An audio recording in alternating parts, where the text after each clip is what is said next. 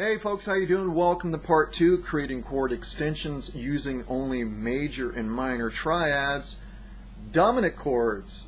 We're going to focus on 2 different dominant chords, that is 2 different keys. First being C dominant, which is in F major, and G dominant, which is in C major.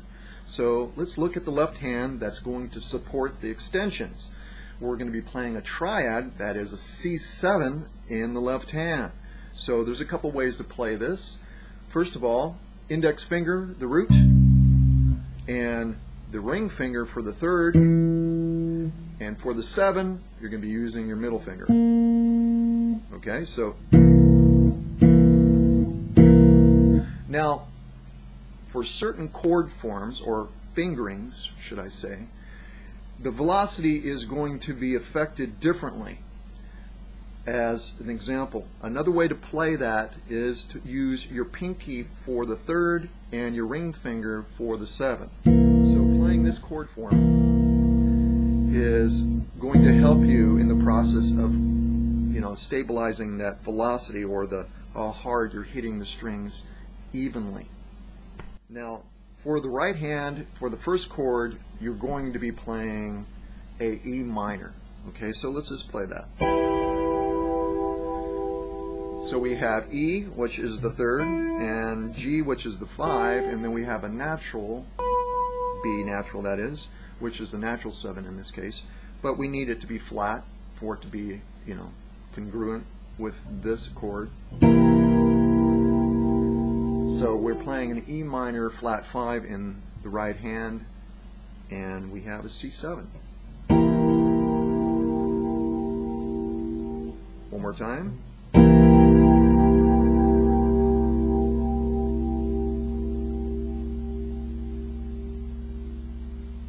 Okay, for the next chord, which is a C9, we're going to be playing a G minor triad in the right hand. So we have G, which is the 5. Then we have B flat, which is the 7, and then we have D, which is the 9. So let's play that. One more time.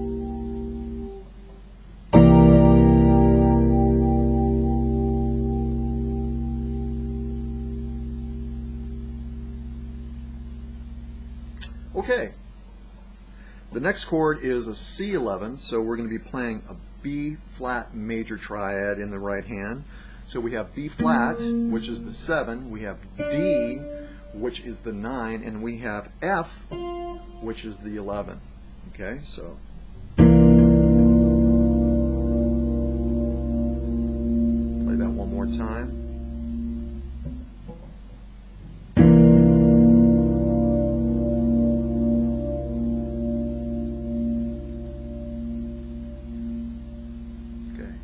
Love those 11 chords, huh? Now for the final chord, which is the C13, I'm going to introduce a new chord form for the right hand. It is going to be a major 7 configuration. It's only going to play the root 5 and 7, so there's no third there. But here it is. You have a B flat, you have the F, which is the 5, so B flat, which is the 7, F, which is the 11, okay, also known as the 5 in this case for the chord. For the extension, it is known as the 11, and A, which is the 13. So let's play that one more time. Okay, in combination.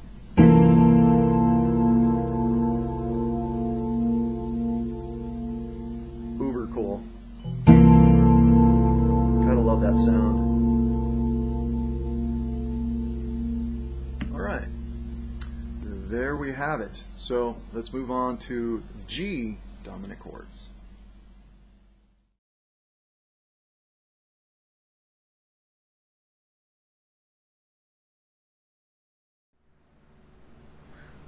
Woo!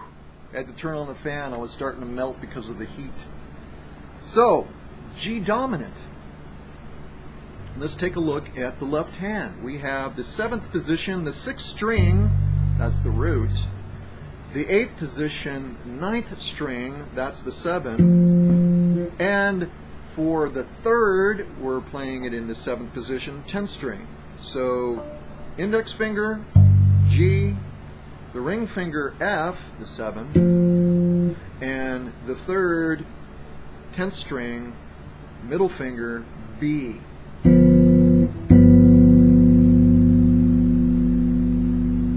Okay, there we have it. Now for the right hand, we're going to be playing a B minor flat 5 chord. Sound familiar? It should. And we're going to have a G7.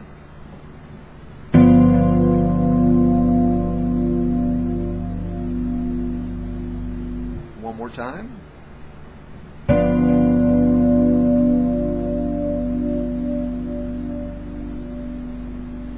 Okay, moving on. G9, we're going to be playing a D minor triad in the right hand. So G9, no third. We have a D, which is the 5, right? We have F, which is the 7, and then we have A, which is the 9 in this case. So no third. Third is in the left hand. Don't need it.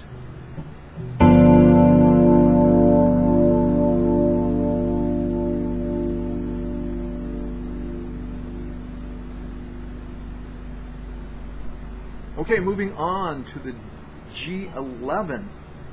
Now, this is a standard inversion of F major in the right hand. Okay, so here we go. G11.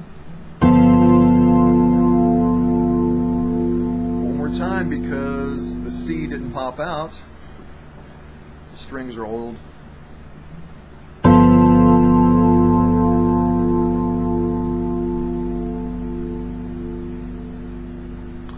Also, remember, you can play different inversions of the chord.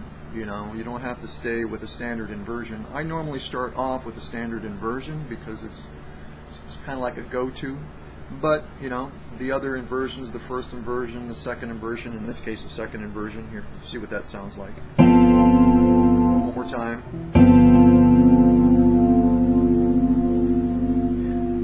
Usually when you're doing accompaniment, having chords that are closer together instead of more spread out, or going to accommodate, you know, accompaniment better, because they just sound tighter. So there we go. G11 dominant.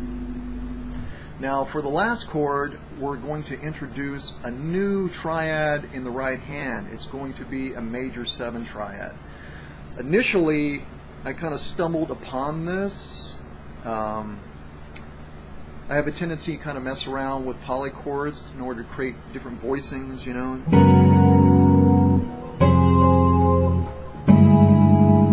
Stuff like that. So, you know, I'll come up with whatever I'll come up with in the right hand that I try to create some sound that I'm hearing in my head or something that I'm leaning towards, whatever. So I examined it and I go, okay, well that's an F. It's a major 7 triad. I'm playing the root, I'm playing the 5th, and I'm playing the 7. You know, no third. Anyhow, so that's what we're going to be using here. Let's look at this. Okay. It's better to play it down lower. Like I said, to create that tighter sound is instead of spreading it out like here. Here's an example. I'll give you. Okay, so we have F, C, and E making up the triad in the right hand. Okay, an F major 7. All right. Now here it is spread out. Now let's bring it in closer. Drop it down an octave. Excuse me, keep hitting the wrong strings.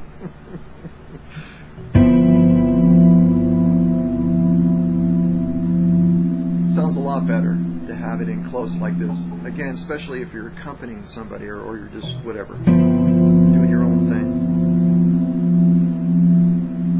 I really need to change these strings. So there we go. The last chord, the G13, and thanks for stopping by and checking this out, and we'll see you next time. which will deal with the minor chord extensions, dealing with C minor. So peace, everybody. Take care.